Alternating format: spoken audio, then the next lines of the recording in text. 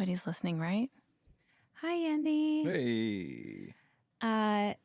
First of all, before I ask if anybody's listening, I wanted to say a huge thank you to all of our new patrons who are supporting us on Patreon. It's at patreon.com/totallylame. You can find our entire back catalog of 1,300 old Totally Lame Married Mommy episodes and also new content that will be coming for Nobody's Listening Right. And so far, the response has been incredible. And then I also wanted to say to everyone, thank you for the iTunes reviews. We'll hear if we have any new ones this week. And would love all of your support. If you can keep it going, share this podcast with friends, post it on social media. It goes such a long way. And obviously, Monica Padman's been doing the heavy lifting for us. So follow her lead. There's no better leader than her. And anyway, on that note, is anybody listening? Oh my gosh, Julia's listening. I found this podcast when Monica mentioned it on Armchair Expert. Oh. I love this podcast with honest conversations between a married couple. Also, my husband and I are the biggest fans of I'm Sorry. So thank you, Elizabeth, and keep the hilarious stories coming. Oh, Love that. so nice. We got Nilo. Nice to hear from you too. So pleasantly surprised to find you guys back at it. Was really a breath of fresh air. Good to be laughing with you again. And we also have Aaron KO6. Hello from Portland, Oregon. Elizabeth, Oh. I know you used to live here, so you know just how cool it is. Sometimes my husband will overhear me listening to this podcast and say, they remind me of us. So you just listen to us? That's hilarious. On a serious note, I've listened to all the podcasts at all the right times. Y'all are a breath of fresh air. Oh, that is so nice. Love it. So nice. Someone did write in that they Instagram commented to me, this person's name is Sam, that saying, like, I'm also living in a simulation. They were listening to a podcast when we said 1, 2, 3. She had said 1, 2, 3. And then I said, what would we do if we were ballin'? And at the same time, she and us said 1, 2, 3. And then also on the next episode, when we were hiking, I said, I'm not going to say where this hike was. And this person, Sam, thought, oh, maybe Dax and Kristen hike there with their kids. And then to come to find out, it was because I ran into Dax. Wait, but didn't you say that's why? Oh, they thought that They before thought that you before I even even said that. said it. Isn't that wild? Wild. I also wanted to update everyone. A couple updates. I'm kind of doing some housekeeping on seems old like it. comments and stuff like that. One person asked whatever happened with the Merlin's magic markers. Oh, shit. We never gave the update that we found them. The kids are obsessed with them. They are indeed magical, and I would highly recommend. Are they? Yes. We used them. I vaguely remember. I What did love they do? them. You know, you color one color and then there's a special pen, or not even a special pen. You use another color pen and it changes the color of the ink. It's very cool, I will say. In our household though, like things like that don't grab one's attention for that long. So they're collecting dust again, but that's not to say if we got some sort of sponsorship, they wouldn't make a huge comeback. Lastly, as everyone knows, we talked about how I'm a medical marvel and my COVID tests on this one rapid test Oh, yeah. are always faintly positive. Well, it's been weeks and weeks, and that is still the case. I didn't really look at the one yesterday. It still has a line? It is so faint, but yes, there is Compared to the kids' tests? yes, that are negative. And I want everyone to know I have PCR tested my ass off. I have never once in my life tested positive on a PCR test.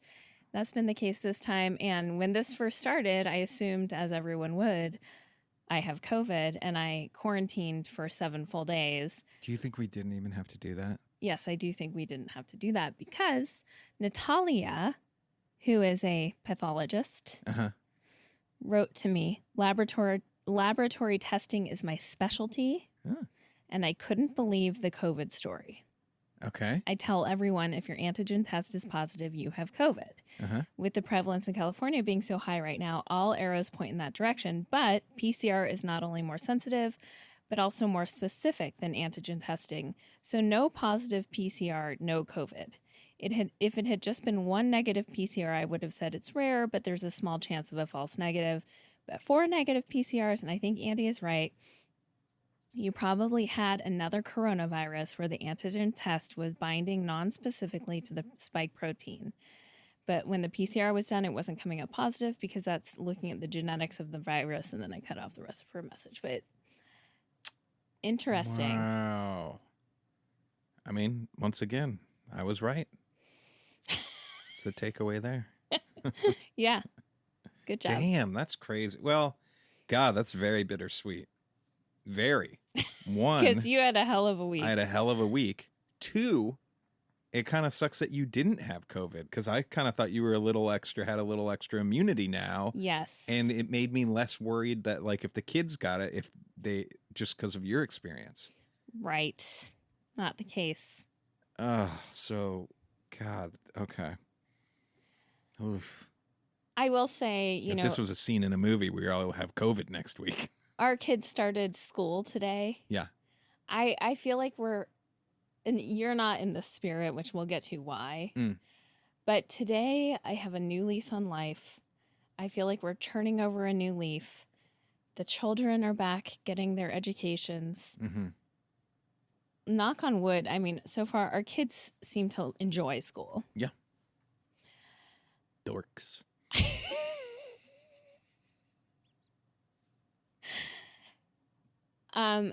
And their school days are longer right now than they ever have been before. Yeah.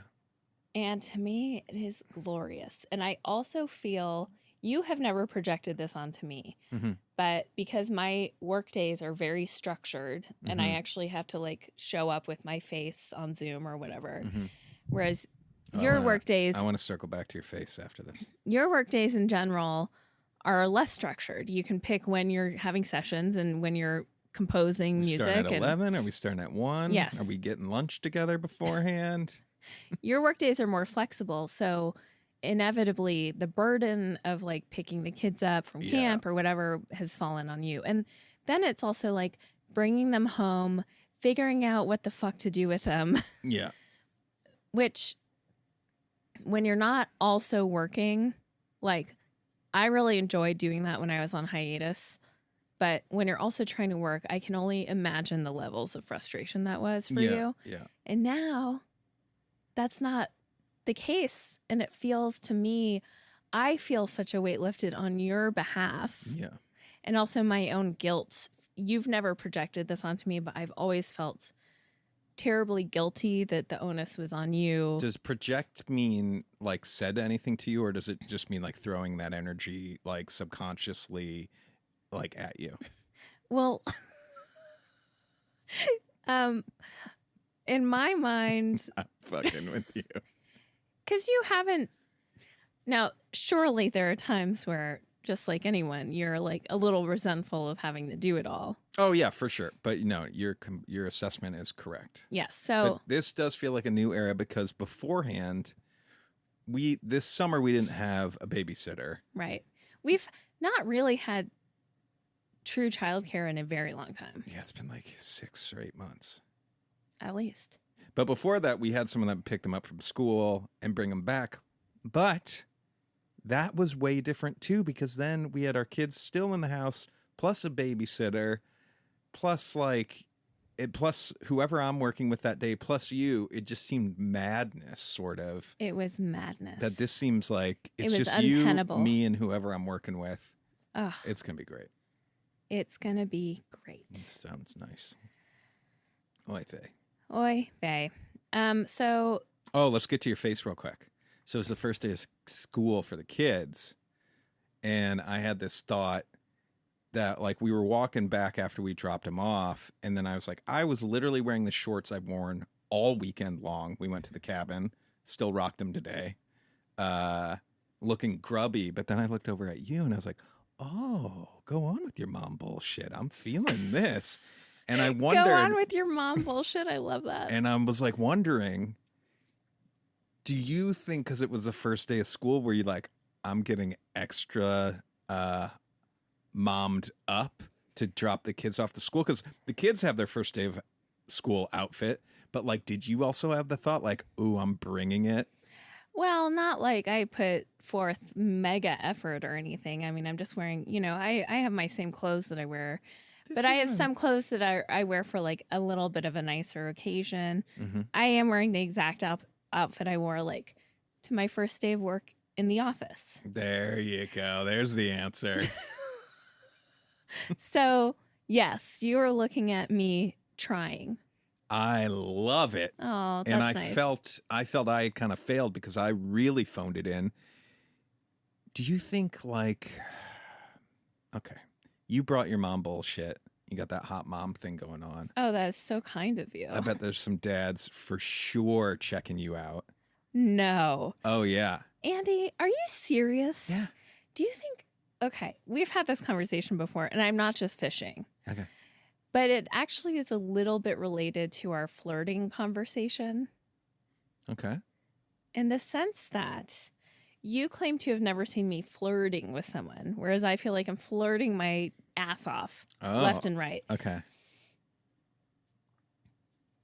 You also say, I wonder if I have like blinders on. I feel almost like it's safe to flirt because I never think anyone's checking me out or like anyone's even remotely interested in me sexually. Like unless it's someone being like grotesque or like a man who's like, on the subway, like whipping his dick out or something, then I'm like, but he has his own issues going on probably. But you know what I mean? Like, How? Well, for starters, you might need to circle back. How many times did that happen to you on the subway? Because maybe many. Well, don't discount that then. You know? No, I think that that's true for everyone. I mean, Maybe once or twice, but if, 15, 16, 17 times, you got it going on, babe. oh my God, that really actually means a lot. No. But the concept that you're saying today, the dads at the school were checking me out.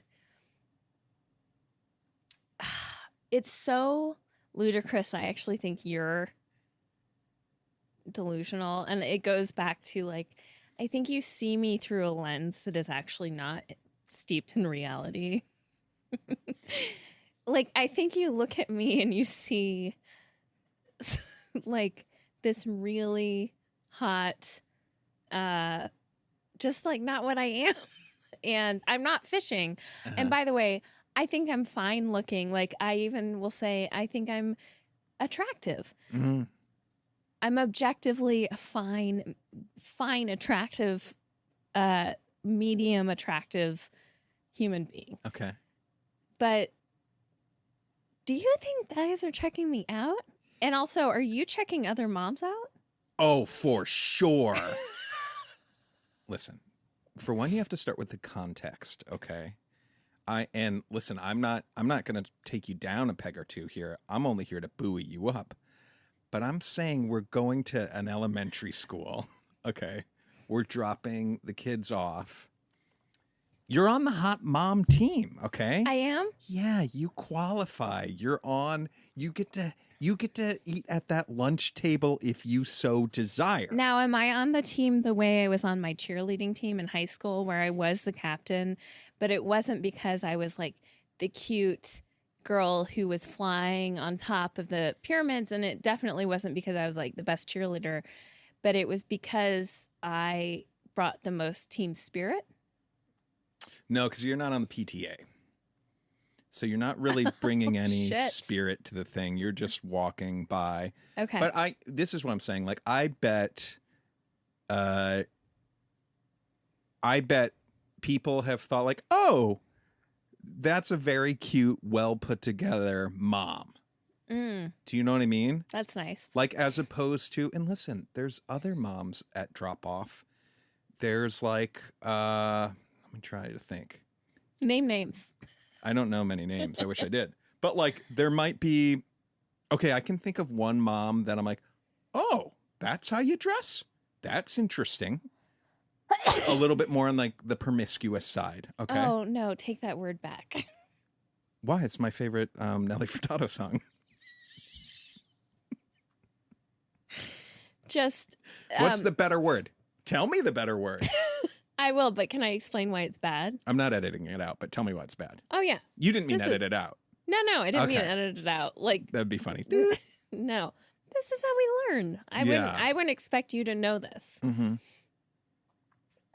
Promiscuous implies a woman who is seeking sex in a way that is deeming her a slut. It's like inherent slut shaming. Okay. And promiscuous for a man is celebrated, by the way. But What does that look like? What do you mean? A promiscuous man. A guy who's just fucking around a lot. It's like a fuckboy. Oh, wait. So I'm using it as a it's not, it should never, one, it should never be used. I'm learning.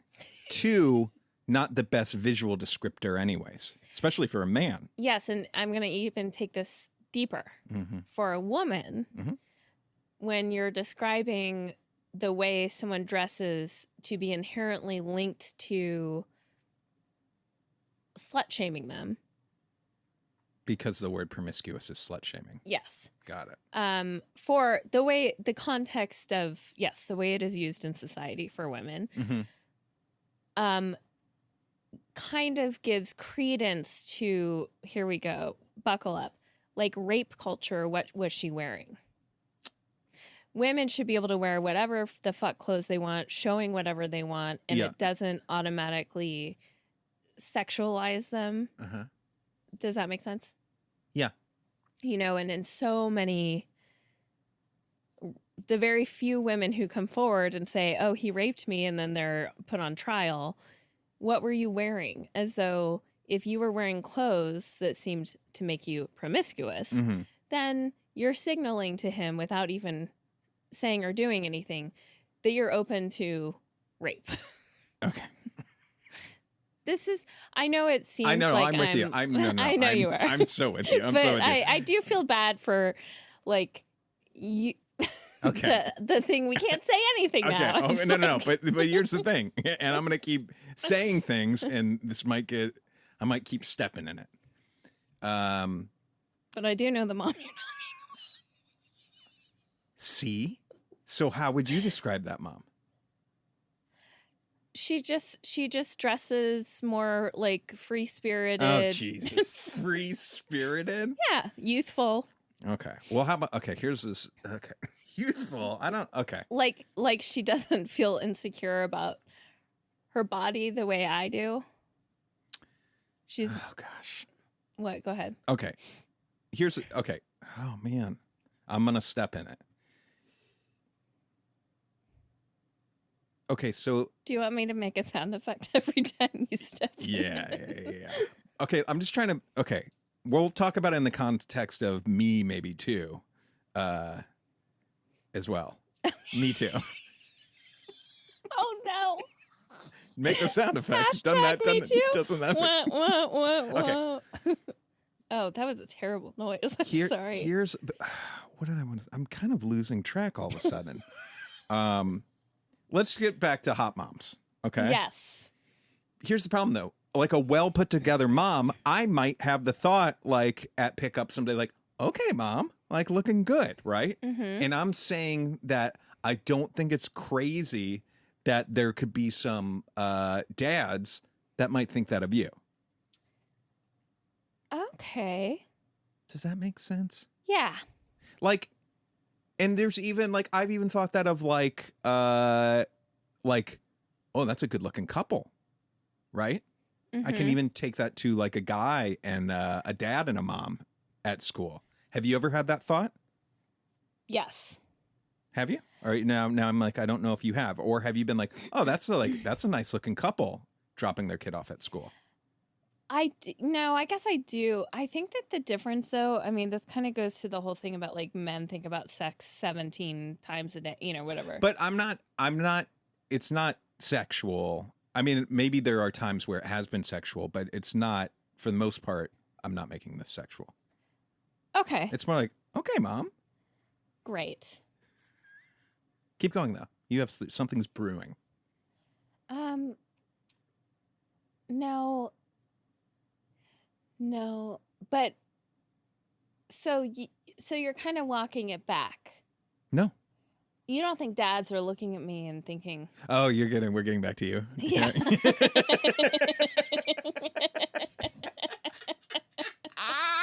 Okay, I'll give you the perfect example. Okay. So we drop the kids off at school. We walk down to the sidewalk or whatever, and you make contact with a dad that I pieced together pretty quickly. You had an interaction with maybe a day before, right? Yeah.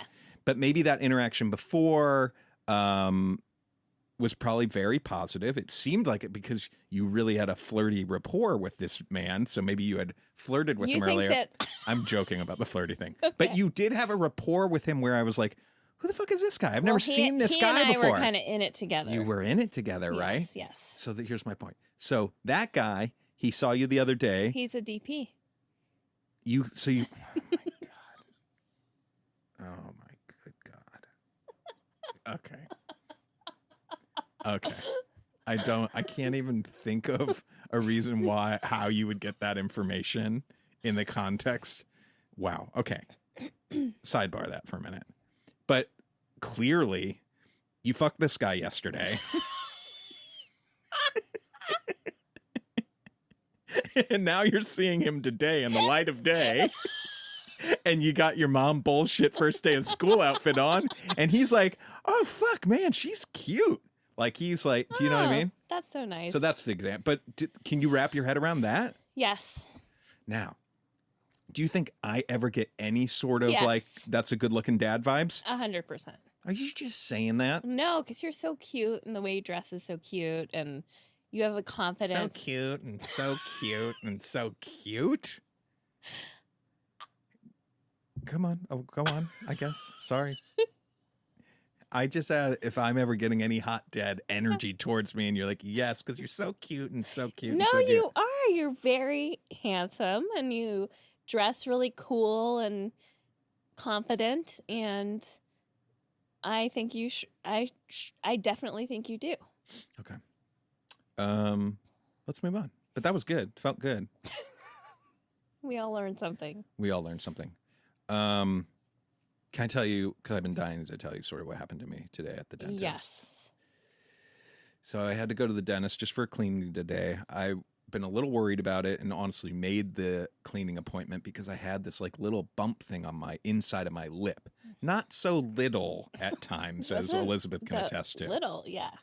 And not to be too graphic, but one time, this is maybe the only time I showed you, when it was kind of startling, it almost looked like I had some sort of alien planet like brewing, like a translucent, like bouncy ball on the inside of my lip. Is that, or a marble? Not that big, but A marble small, like a small marble, half of it. Anyways, I was worried about it. It had since like kind of gone down and it was more white in color. Anyways, I get to the dentist. I told them about this thing. They check it out. At first, the hygienist is like, I hope it's not an abscess. Hygienist. I said hygienist. Which I can understand. Why? Dentist, hygienist. I think I've just learned the correct way just now. Okay. Hygienist? Mm-hmm. Hygienist. I'm doing my Latin here. No? Yes? Yes, great. Good job. It's not hygienist. Shit. Okay. I'm loving this so far. Okay. Anyway, she was like, gave me the vibe, like, hopefully it's not an abscess. And I was like, well, what's an abscess? And she's like, well, something happens in the tooth. And I'm like, it's on the side of my mouth. It's not on my tooth gums. It's like on my cheek inside. Mm-hmm. So I couldn't quite wrap my head around why it would be that thing. You've had an abscess before. Okay. I don't remember that, but okay, I guess I did. Do you not? I had an abscess? Do you not? This is so gross. You might want to edit this out. This was a very long time ago, but Okay, do you that's remember good. you thought you had a tooth growing out of the roof of your mouth? and then it started to get like squishy. What the fuck are you talking about? Oh my God. I swear to God. And then they had to like drain it. I don't know what you're talking about. You don't? No. I have no memory of that. Are you sure this wasn't some other man that you no. had casual sex with? Some other DP? No, Andy. Yeah. You had on the roof of your mouth on this side, the same side your thing is, on the roof of your mouth, you thought it was maybe a tooth. How long ago was this? I'm going to have to look at our records. We're getting off track here. Okay, I don't but remember. This is weird. Okay. Okay. It just was strange to me that she was like, is it an abscess? And you were like, what's an abscess? And it's like, you've had an abscess. Okay. I think. Okay, maybe I did. I'll believe. I trust you. I believe you. Sorry, carry on. Anyways, so I get through the cleaning. Not too bad of a cleaning. And then the doctor comes in and checks it out and was like, huh. She's like, I think it's just a cyst. Didn't have anything to do with like a salivary gland, which that can happen sometimes. Okay. And I was like, well, what do we do about it? And she's like, well, you can go to an oral surgeon to get a biopsy on it, but I don't think it's cancerous. I don't think that from here. And I was like, okay. And then she's like, take it off, cut it out. And then, if it grows back, then you could get a biopsy. And I was like, okay, just thinking like I missed the part where she'd said like, we could cut it off. And then all of a sudden she's like, do you want to do that? And I was like, well, do I want to do what? And she's like, well, I can laser it off right now. And I was like, oh. And I was like, well, is that what you would do? And she's like, yeah, I think we should do that. Let's do that. And then if it grows back in a couple weeks or a month, then you'll need to go to an oral surgeon to look into this more. And I was like, okay. Uh-huh. And at that point you were calling, I silenced the call, and she saw that I'd silenced the call and was like, this will only take about 10 minutes. And I was like, okay. And they put some goggles on me and start numbing me up. Also, I will say I was nervous because you were worried about oral cancer. I was a little bit worried about oral cancer, yes. So they start numbing me up, no big deal. They start wrenching on my cheek, no big deal. And then they start going to work. It's like a little uncomfortable and a little gross. And I don't know how this laser thing works, but there would be smells every once in a while. And they're definitely like, they have those like clamping things that they're definitely pulling the inside. Oh. And we're definitely in to this about 10 minutes. And she's like, gosh, it's very weird. It keeps like, she's like, it is getting bigger. Like it looks smaller than it actually was. And they had showed me a picture before they did it. And I was thinking like, oh, that thing's way bigger than that. I was like, oh, it's much better today. But she was like, it was, once they started working on it, it was like revealing itself more to them. Oh. So anyways. Don't want to hear that. Yeah. So they're just like doing this laser thing for a while.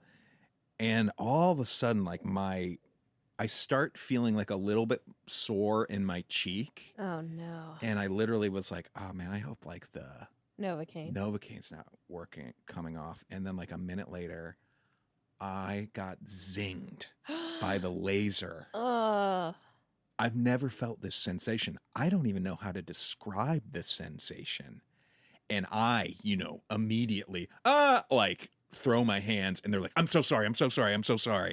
And they're like, we got to get more numbing thing. But I don't know if they'd like, because it was bigger, gone outside but it was a jolt, like this weird jolt. Did it feel electrical? It felt slightly electrical. And then also just like someone, had like hit you really hard with a needle. Oh. But my whole mouth, felt numb. So it felt so crazy that all of a sudden I got this jolt. Anyways, they were very sorry. Finished it up and just like threw gauze in my mouth. And we're like, and I was like, what do I do? And they're like, you can take the gauze out when you get home. We'll give you some more gauze. Maybe take some ibuprofen. and that's about it. I wouldn't eat any spicy food if I was you. And I was like, okay. And that was kind of it. And I couldn't talk. I called you afterwards. I was numb and just out of it for the day. It really kind of ruined my day. And I didn't expect that happening today. Sure. And it really drained me. Yeah. Well, that's a lot to endure. Also, it's a physical trauma. Yeah. I know it's a small area, but I'm going to sneeze. Do you think I sound like a little, Gross. what's the word I'm looking for? Like a little, Like a little bitch? yeah. No. Okay. No. I feel that we don't give enough credence to physical trauma and how draining it is and how like much we need to let ourselves heal. Yeah. That's why when you came home, I was like, go take a nap. Like, I could tell you were wanting to like be doing things. And Yeah. I feel that way about like women post giving birth, where there's this pressure. I mean, it's so out, not only is there this pressure to be back at it. This is the closest I think I've gotten to how painful it is to give birth. Cool. Our country, like, you're lucky if you get 6 weeks of unpaid maternity leave. Mm-hmm. You're not even healed yet. I know. I'm like, can I have a half an hour nap today? And I wasn't allowing myself it. This is fun. And then I went to Target and I was like, you know what? On T-Bash, we had hard kombucha a little while back and I liked it. And I was like, I saw a flavor that I was like, I bet that would be good. And I was like, I bet Elizabeth might like it.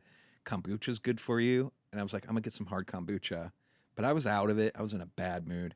I got to the checkout line. I didn't have my wallet with me, but I had like Apple Pay on my phone.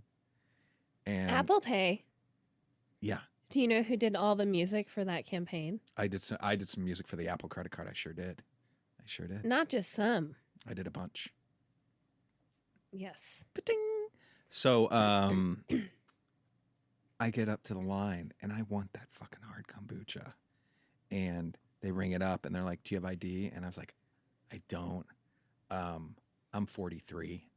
And I'm having a day. and I was like, I don't have my wallet. I got to pay with my phone. Is there any way I can get this? And the lady went to get somebody else. Oh my God. They come over and like, I don't know if she had informed him or not, but his first thing is like, can I see your ID? And I was like, I don't have my ID. I'm 43. And he's like, do you have like a picture on your phone of your ID or anything? And while I was in line, I was looking, I was like, I've looked, I can't find it. I was like, I could keep looking. The lady behind me goes, I can give you my ID. And then the guy just goes, what's your birthday? And he typed it in and he sold it to me. He knew I needed that hard booch. I admire that you stuck with it. Not like me. Not like you like at me all. at all. Normally, I probably would have realized I didn't have my wallet and be like, oh, shucks, and put the hard kombucha back. Yes. And because it's needs to be refrigerated, I'd put it back. I'd walk it all the way back to the refrigerator thing. I'm not some monster. I'm rambling right now, but can I tell you one other thing that grinds my gears? That grinds That your happened gears. at the grocery store. I was at Sprouts the other day. Yeah. Oh my God. Remember how I told that one gentleman who was talking in Target on his phone? You know how We all remember. Is it like social? Am I like a social justice warrior? That's not really social justice at all, is it? What is that called, though? You're a like curmudgeon. Oh God. Okay. Well, here, this really grinded my gears. I was at Sprouts, and you know where you put your cart back in the parking lot in any shopping mall parking lot, right? Yeah, the trolley gates. For real? Is that? Oh, damn. I thought you were gonna be like, yeah, the one summer I worked at this place, and that's what those were called. Sometimes I'm gonna circle back to that reaction, but carry on. And then I need to circle back to trolleys. Is that the carts? I have a trolley question for you that you're going to hate. Anyways, let's carry on with this trolley thing. So, sometimes there's a parking spot on the other side of that, right? Yes. Like that the nose of the car would butt right up to it, Yes. right? I saw a guy at Sprouts driving a Mercedes Benz. Of course. I see him unload his stuff. Nothing against our Mercedes listeners. We love to have your support on Patreon. Carry on. Thank you. But he's in that spot on the other side of the trolley gate. Yeah. Right? I see him walk the cart. All he has to do is walk it around and put it in, right? Mm-hmm. Instead of and you might be being like, well, was it too tight to do that? Where they're like how the cart? No, plenty of room to walk this cart right around. Mm-hmm. Instead, he just puts the cart up against the trolley gate, in between the trolley gate and his front bumper of the Mercedes Benz. No. Yes, and he was some fucking hipster-looking dad, looked like me, and I was like, I almost did something, and then I was thinking back of the Target days thing. This wasn't my place, but I really wanted to, because fuck that guy. How lazy do you got to be? I understand we've all probably put a cart somewhere that we're not proud of in our time. Probably everybody listening has. Maybe you see someone else had done it and you're like, well, I'm just going to add it to that one, no You know harm, what no foul. I think, though? Like, going to put it in the trolley gates is such an easy, quick way of feeling like self-righteous. Sure. Like, what an easy, nice way of patting yourself. If I, like, have to walk across even just like one lane over to do it, I think I should be sainted. Like, have you ever grabbed a misplaced trolley? Because I've done that. That feels real good. Oh, no, I haven't. That is impressive. But, like, fuck that guy. That it was like he's the probably laziest. also not using his turn signals when he's changing. That guy's not. That guy, the rules don't apply to him. He's taking shortcuts. And when you don't use your turn signals to change lanes, you put your own and everyone else's lives in danger. Amen. Last thing on trolleys, and, Okay. and just be earnest about this for a minute, because I feel like you're going to roll your eyes. Okay? Just answer this honestly and go on a quick journey with me here. When I was in Target today, I had the thought when I got the trolley. It was a smooth cart, and I had the thought, like, wow. It is so rare for me to grab a Target cart that isn't a nice, smooth, moving cart. Whereas when I go to like any grocery store, I feel Sprouts. like every one I grab is fucked up in some way, with the wheel rattling and pulling you the other way. Do you know what I mean? And I was like, one, is Target just spending more money on better carts? Or two, do they have like a much more strict like quality control cart issue, or someone on staff that's repairing carts constantly? But like, it is not a problem for me at various Targets. Yeah. But every grocery store I go to, it is an issue. What do you think's going on there? I think it's all of the above. Okay. That's what I think. Okay. This brings me to what I wanted to bring up, and I'm going to sound like I'm attacking you, and I'm not.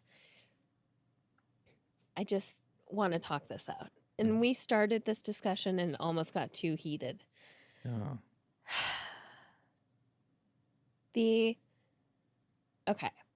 enthusiasm that you get for a cart that's smooth, or when I just said trolley gates, like to see your face light up like that is both so wonderful and also really upsetting to me, because this happened this weekend, but this does happen frequently, but I'm not going to use universal language. Like, it's not good to use in a couple.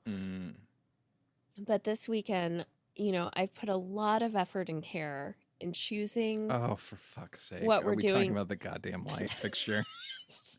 In choosing what we do in the cabin. But I actually want to talk to you about this. Okay. I've put a lot of tender loving care into the decor we do in the cabin, the appliances, the finishes, the fixtures, the everything. Mm-hmm. And it's a lot to balance. It's like a cost benefit thing. I want to find something that's nice. I do have taste that tends to err on the expensive side, but I'm finding the like less expensive version, and I'm factoring budgeting and all of this stuff. It's been a big job. And I get a lot of fulfillment out of a lot of it, because this is like dream come true. Mm-hmm. Like those bench cushions that I had made, I have like such deep pride and joy from. They're in plaid. I love them. But this weekend, my goal was to pick out pendants that will be hanging over the peninsula in our cabin. We just had the peninsula? Yes, that's what it's called. We just had our countertops put in, and I was corrected multiple times. It's not an island. It's a peninsula. It's connected to the wall. That makes sense. Island would be not connected to the wall. Anyway, You didn't post island, did you? What do you mean? You posted island and then people corrected you and said No. peninsula? I was corrected by the people who were putting the countertops in. Okay. Less embarrassing. So, and I want to thank everyone who weighed in on these light fixtures, because I certainly wasn't getting a lot of help from my life partner and soulmate. And this is where I get frustrated. I put a lot of effort into it. I narrowed it down to 5 great choices. You, even right now, like the way you're looking and drinking, it's like you could care less. And I ask you. Yeah. Andy just did a weird little swishing of the I got a water. weird gash in my mouth. Sorry. That's true.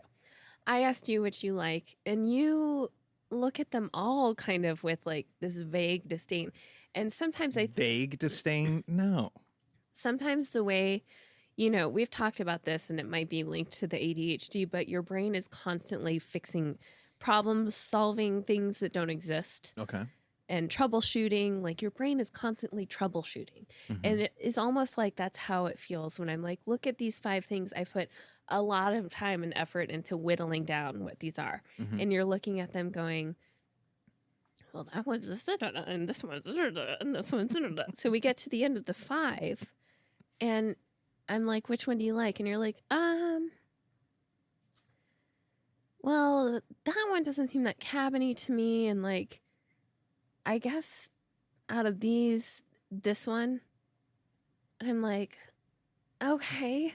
It's just so upsetting to me that you can't muster enthusiasm for things when I'm like, I put so much, but you can muster really impressive levels of enthusiasm for a cart that's wheels aren't sticking, or the idea that there's a name for the place you return the carts to.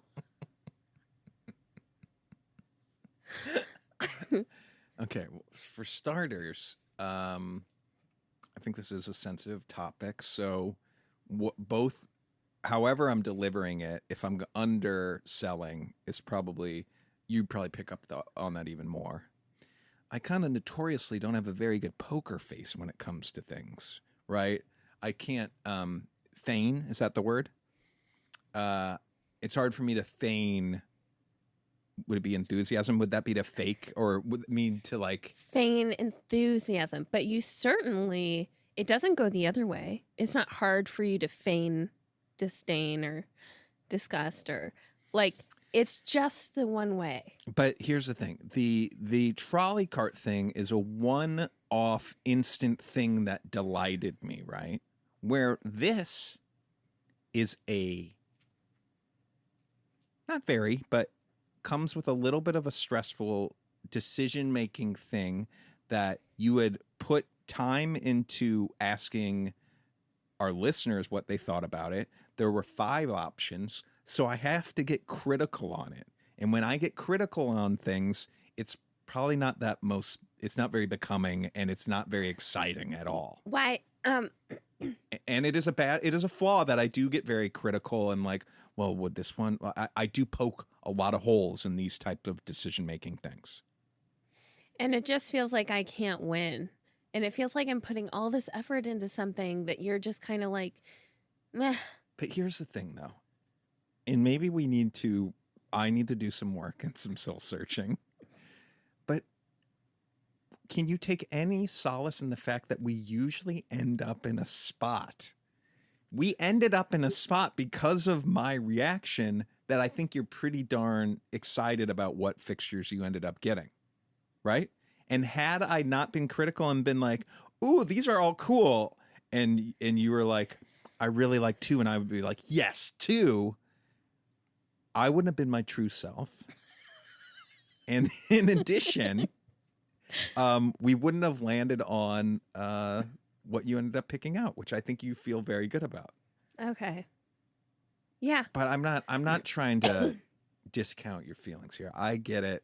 I don't give enough enthusiasm in parts that probably I'm not showing you enough appreciation for all the hard work you've done on the cabin too. Like I need to show that more That's too. very nice. And you're interpreting this kind of critical, I don't know, as like, does he even appreciate all the stuff in the cabin? Yeah. I love the work that you've done in the cabin. Thank you. I think you got a real good eye for this stuff. Thanks. Yeah. You know, I think it speaks to a bigger life lesson that I feel like the older I've gotten and the more deep into my career and I've realized, which is I'm fortunate that I think enthusiasm comes naturally to me. Mm-hmm. And I think for some people it doesn't, for you, which is fine. Yeah. And I need to be more accepting of that. This was just one very specific, frustrating example. But in general, it doesn't, it's not like it's a huge source of insecurity for me or anything. But what I will say is that, like being in comedy rooms and stuff, sometimes enthusiasm was not valued because it almost makes you seem dorky or like you just like to love things and to be earnestly excited about things was kind of looked down upon. Yeah, yeah. But now I'm like, no, I think enthusiasm is so important, and showing enthusiasm for people's work and also knowing like I actually kind of we worked together through like very early in our relationship, and granted maybe all of my scripts you were reading just sucked. But you are such a troubleshooter that you would read a script and just come to me and be like, here are the things I think you need to fix. Yeah. And we had to have a big thing about like, find the things you love first, lead with those. And I think now what I used to be embarrassed about, like my earnest enthusiasm, now I think it's a very big asset. Mm-hmm. And I look at our kids, I would say, both of our kids are very enthusiastic. One is even more so in a way that I'm like, I think that's such a gift and hopefully we'll get them, places. And certainly when I'm like, hopefully, knock on wood, someday have a show of my own, I definitely want to be surrounded by people who are comfortable showing enthusiasm. Yeah. But so this is just to say, hooray enthusiasm. But also having a discerning eye and also being true to yourself. Like, I would not want fake enthusiasm. Yeah. But I think to what you're saying is I feel like you do show enthusiasm when it's natural, obviously. Yeah. And so we're just working on that through picking out. Well, I think it's also for work. I can remember the first time where when I'm working with an artist, for the most part, I vocal produce them, meaning I record all the vocals. Mm-hmm. There are people's jobs that are solely to do that in the music business. Their whole job is just recording vocalists. So like Beyonce has her person that's the only person that can record her vocals, using that as an example. And so I've only worked with one of those people once. And my biggest takeaway from it was they were all enthusiasm. And it was all, I hyping up the artist as much as possible, which makes complete sense because you want to get the best vocal Confidence performance goes a out of long them, way. Yeah. right? And that isn't my strong suit. I don't think anyone that I've worked with, like that I have a relationship, would be like, no, he's a. Well, that's one thing I was thinking about with the cabin lights. It took me on quite a journey, but like I have sat in with you on sessions or been around or been working around you during sessions, and you are very enthusiastic. Like when you guys are making something that you're excited about, it's not like my type of like cheerleading enthusiasm, but it's just like, oh shit, you get it's very clear that you're into things, and it's not like you're withholding that. I mean, I do know people who unfortunately literally show no Right. enthusiasm about things, but But I think it is a skill not that you. I've had to learn to turn up, and I think I am show more enthusiasm to artists where maybe in the past I wouldn't have. And it's not fake. Right. But then also at the same time, I've been trying to, and I think this is as I get older and have less ego about all of this stuff. Mm-hmm.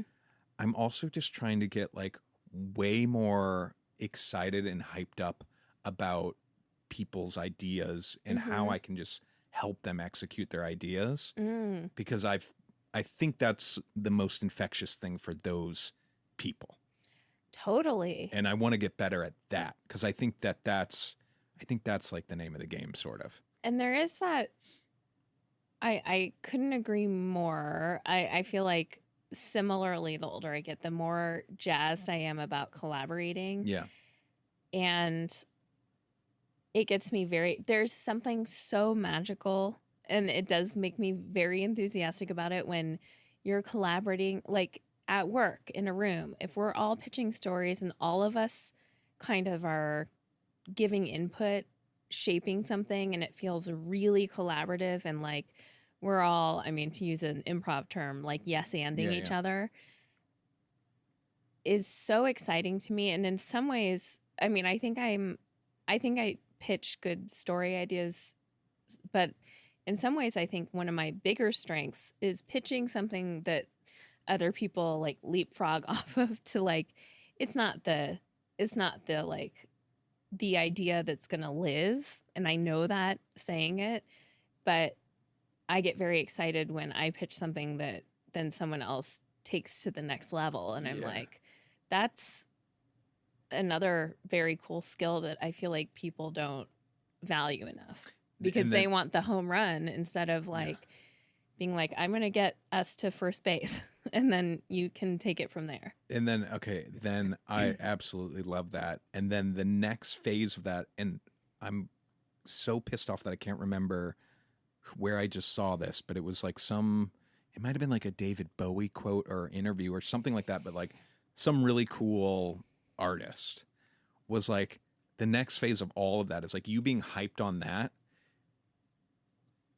Then the next phase of it, and maybe you're already at the phase, is like not ever needing any credit that you were the seed for that thing at all. Oh, I'm not there. Yeah. And I'm not there. I'm not there either. But it's like, but once you can get to that point, then it's like, then beautiful. Then you're in the sweet spot. Yes. When you stop giving a shit about credit, what your contribution did to the whole thing. Yeah. So yeah, but anyways, it was probably like, I think it's like a David Bowie thing, but I was like, oh fuck, that's fucking cool. Not me. That is so beautiful. That's really very true. And I feel like when you do get to that, like the few people I know who are at that level, everyone is acutely aware of what they contribute without the credit needing that's to the beauty, be probably of it, right? Yeah. But okay, I think it's time to wrap it up. This was so much fun. I did want to say one thing, which is to remind everyone to check us out on patreon.com/totallylame. Please continue leaving us iTunes reviews or reviews and ratings anywhere you get your podcasts. Please share with friends. Word of mouth is amazing. Also, someone wrote to me, I think it was on Instagram, a question to be answered in the style that we used to do Totally Married questions. And I really loved the question, and for some reason I can't find it. And I believe it was from someone named Jen. I might be wrong about that. But will you resend the question, please, if you send it to me within the last month or so? And then also, we will be starting to take more questions to answer. We are only accepting them on Instagram DMs and or on Patreon. So if you guys have any burning questions about life or anything that you would like these two people to weigh in on, please send them our way at Nobody's Listening Right on Instagram and Patreon /totally lame. Yeah. All right. Good night. Night night.